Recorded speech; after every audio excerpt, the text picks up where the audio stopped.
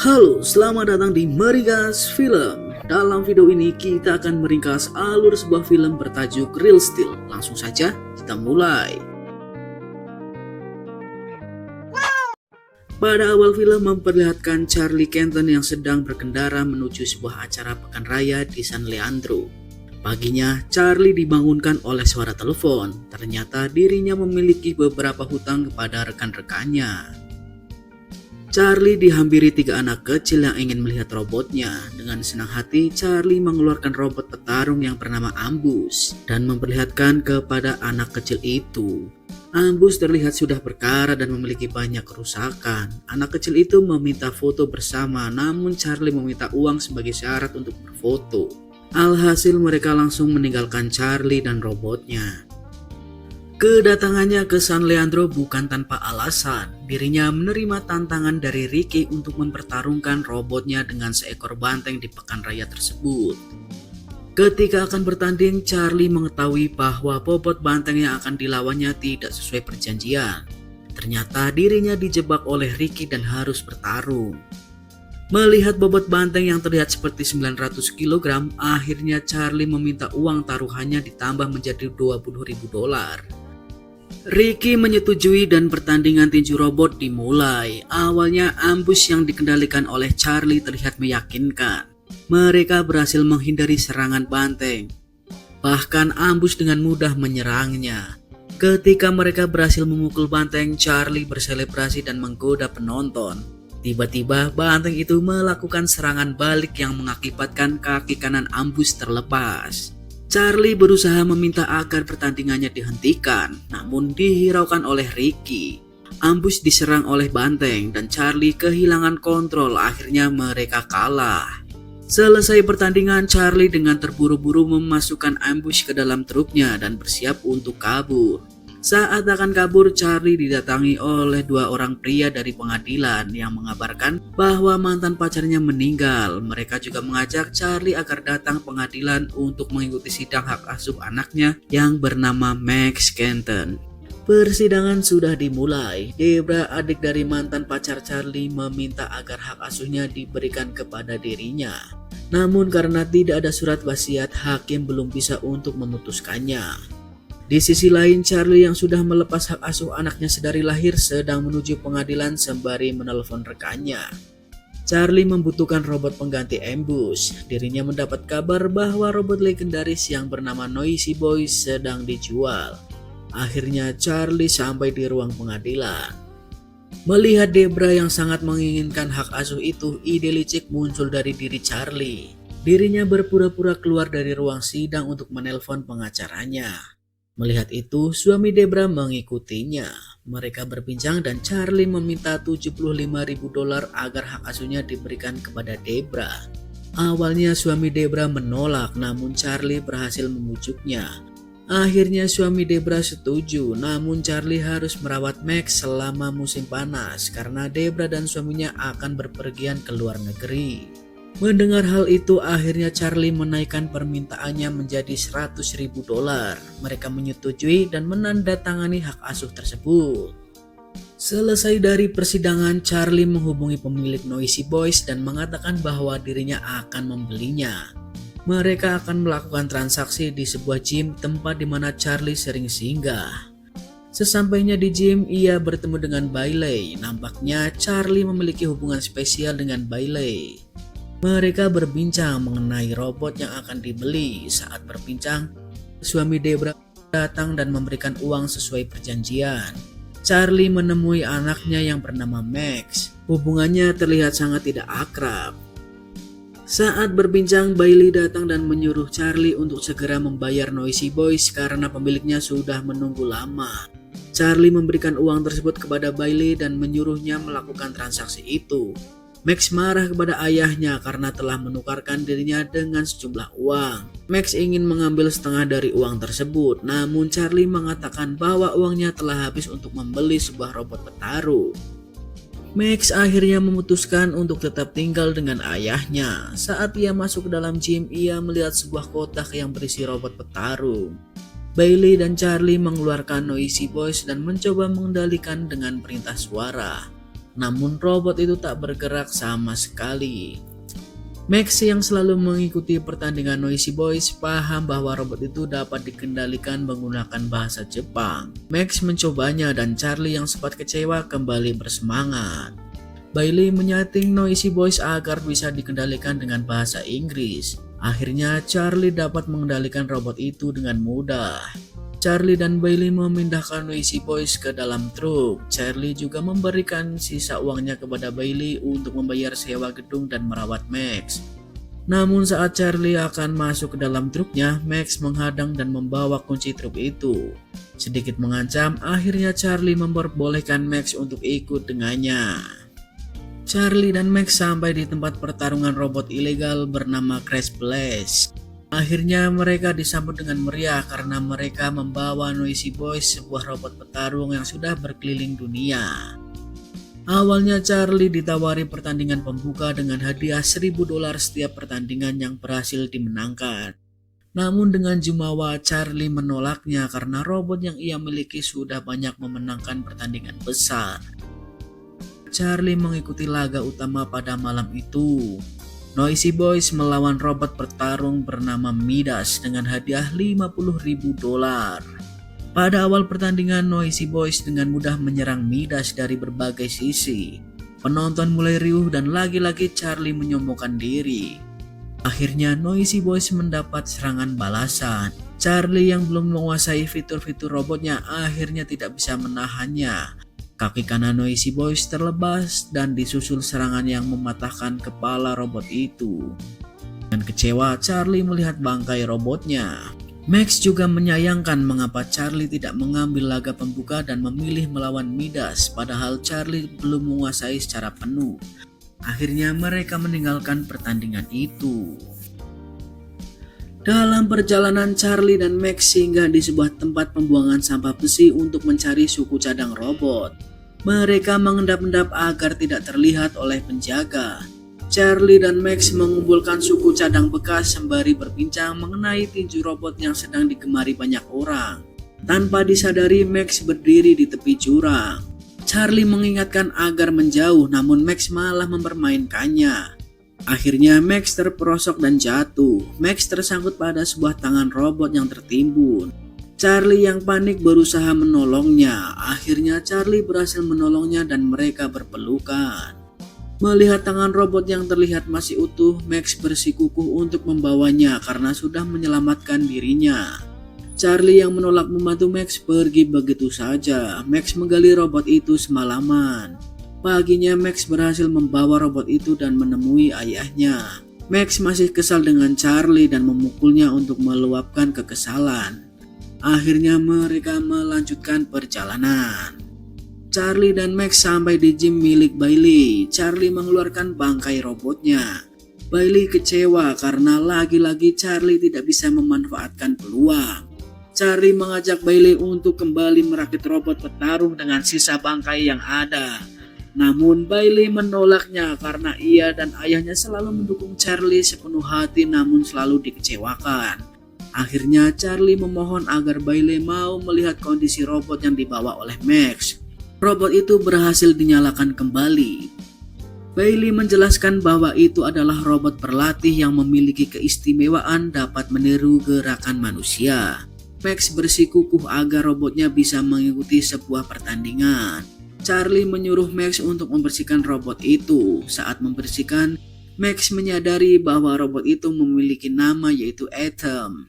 Max masih bersikukuh agar robotnya bisa ikut dalam pertandingan walaupun ayahnya masih menolaknya. Malamnya saat yang lain beristirahat, Max diam-diam mengajak robotnya untuk berjalan-jalan mengelilingi kota.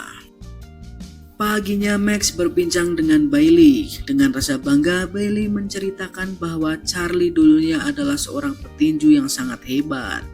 Ia menunjukkan foto-foto saat Charlie bertanding dan saat Charlie berlatih bersama ayah Bailey. Max terkesan dengan ayahnya. Bailey menunjukkan sebuah surat kabar yang meliput pertandingan Charlie dengan petinju kelas dunia.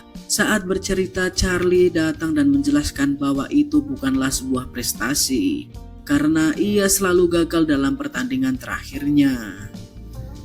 Charlie mengajak Max untuk segera pergi dari tempat Bailey. Mereka akan pergi menuju Atlanta untuk bertemu rekannya dan secepat mungkin mendapatkan robot pengganti. Dalam perjalanan mereka melintasi arena tinju robot yang menampilkan pertandingan Zeus, sebuah robot yang tak pernah terkalahkan. Akhirnya mereka singgah di arena tersebut. Saat Charlie menemui rekannya, Max melihat sesi wawancara pemilik Zeus. Dirinya terkesima melihat canggihnya teknologi dan keganasan yang dimiliki Zeus. Charlie berusaha meminta pinjaman kepada rekannya, namun dirinya sudah tidak dipercayai lagi. Mereka malah menyuruh Charlie membawa robot milik Max untuk bertarung ilegal di sebuah tempat yang disebut zoo untuk menghasilkan uang. Max sangat gembira setelah melihat Zeus menghancurkan lawannya.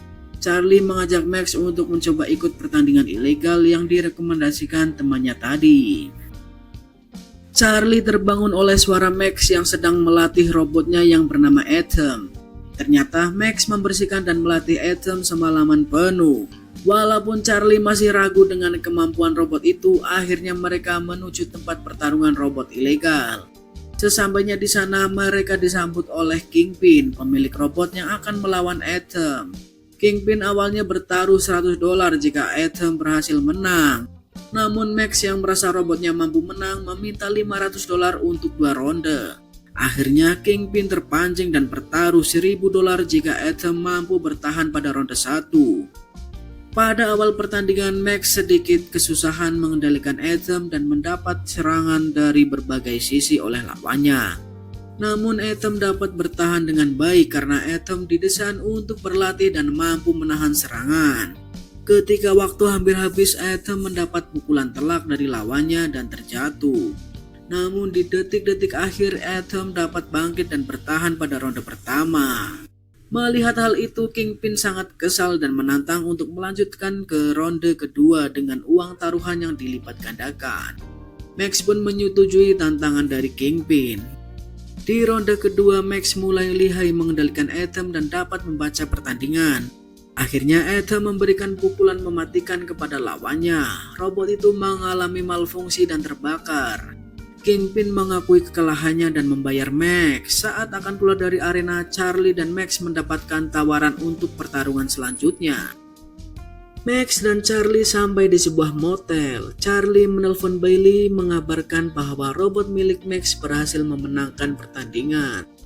Saat Charlie beristirahat, Max masih sibuk membuat alat komunikasi untuk Atom. Paginya Max berhasil membuat alat komunikasi itu. Di sela-sela Max melatih Atom untuk bertarung, dirinya melakukan dance dan diikuti oleh Atom. Charlie yang melihatnya merasa bahwa dance tersebut sangat keren. Max menunjukkan alat komunikasi yang ia buat dan meminta Charlie untuk melatihnya. Akhirnya mereka menemukan kesepakatan. Max mau melakukan dance sebelum bertarung dan Charlie mau membantu Max untuk melatih robotnya. Keesokan harinya, Charlie melatih Atom untuk bertarung dengan kemampuan tinju yang ia miliki. Atom sudah siap untuk bertarung. Dengan teknologi yang diperbarui oleh Max dan keahlian tinju yang dimiliki oleh Charlie, Atom dengan mudah menumbangkan lawan-lawannya.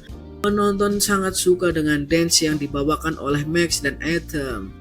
Mereka dengan mudah melawan robot-robot lain di beberapa pertarungan ilegal sehingga Charlie dan Max dengan mudah mendapatkan uang. Berita kemunculan Atom tersebar luas. Bailey mendapatkan kiriman uang dari Charlie. Akhirnya Atom berkesempatan berlaga di kompetisi tinju robot dunia dan melawan robot-robot yang tak terkalahkan.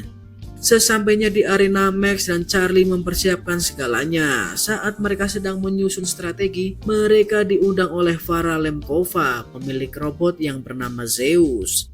Farah memberikan tawaran untuk membeli Atom dengan harga $200.000. Charlie menyetujui, namun dengan tegas Max menolak dan mengatakan bahwa Atom tidak akan dijual. Pertandingan akan dimulai. Malam itu Atom akan melawan sebuah robot canggih yang sering meraih kejuaraan bernama Twin Cities. Penonton bersorak ketika Atom dan Max masuk dalam stage dengan melakukan dance. Bailey menonton mereka melalui siaran televisi. Terlihat alat controller milik Twin Cities yang sangat canggih. Pertandingan dimulai, Atom dan Twin Cities berusaha saling menyerang.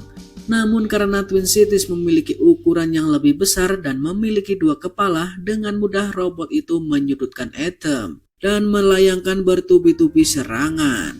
Charlie melihat kelemahan dari Twin Cities yang terletak pada tangan kanannya. Atom melakukan serangan balik dan menyerang kelemahan yang dimiliki lawannya. Dengan teknik tinju yang dimiliki Charlie, Atom berhasil mengalahkan Twin Cities dengan waktu 47 detik. Saat mereka sedang merayakan kemenangan, Max merebut mikrofon milik pembawa acara dan menantang Farah Lemkova untuk mempertarungkan Zeus dengan Atom. Pertandingan selesai, Charlie dan Max belum bisa percaya bahwa mereka dapat mengalahkan Twin Cities. Saat mereka bersiap pergi, Ricky datang untuk memberikan pelajaran kepada Charlie yang telah menipunya. Walaupun Charlie sudah bisa mengganti uang milik Ricky, namun Ricky masih berambisi untuk menghabisi Charlie. Charlie berusaha menyerang dan kabur, namun mereka tertangkap oleh Ricky dan kelompoknya. Charlie dan Max dihajar oleh Ricky dan mereka mengambil semua uang miliknya. Charlie meminta maaf kepada Max atas kejadian itu. Saat beristirahat, Charlie memikirkan agar Max dapat hidup lebih baik. Akhirnya Charlie memutuskan untuk mengantarkan Max kepada Debra sesuai perjanjian yang telah disetujui. Max memohon kepada Charlie agar dirinya tetap boleh ikut, namun keputusan Charlie sudah bulat. Akhirnya dengan berat hati Max mengikuti perintah ayahnya untuk tetap tinggal bersama Debra. Max meminta Charlie berjanji memenangkan pertandingan untuk dirinya. Charlie singgah di kediaman Bailey untuk mengistirahatkan badan dan pikirannya. Bailey menasihati Charlie bahwa Max sangat tulus menyayangi Charlie dan tidak ada kata terlambat untuk menyayangi seorang anak. Charlie sudah memutuskan untuk melakukan pertandingan melawan Zeus. Bailey meminta Charlie untuk menjemput Max. Hubungan Charlie dan Bailey semakin hangat. Mereka bersilaturahmi sebelum Charlie pergi. Charlie sampai di kediaman Debra. Dirinya meminta maaf kepada Max karena sudah menelantarkan dan menjualnya. Debra yang mengetahui kedatangan Charlie berusaha menahan Max untuk tidak dibawa Charlie. Akhirnya Charlie diberikan waktu oleh Debra untuk membawa Max dan mengikuti pertandingan antara Atom dan Zeus.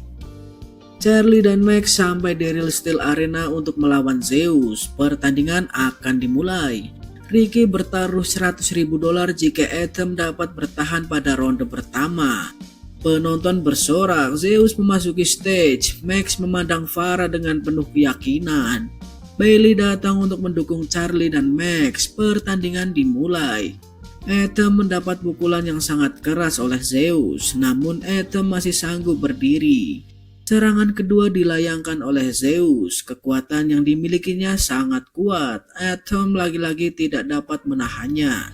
Saat Atom berdiri, ia kembali diserang oleh Zeus, namun Atom dapat melakukan serangan balik dan mengejutkan semua orang. Saat akan dihabisi, bel berbunyi. Atom berhasil bertahan pada ronde pertama. Penonton bersorak. Debra yang menonton pertandingan itu juga sangat lega.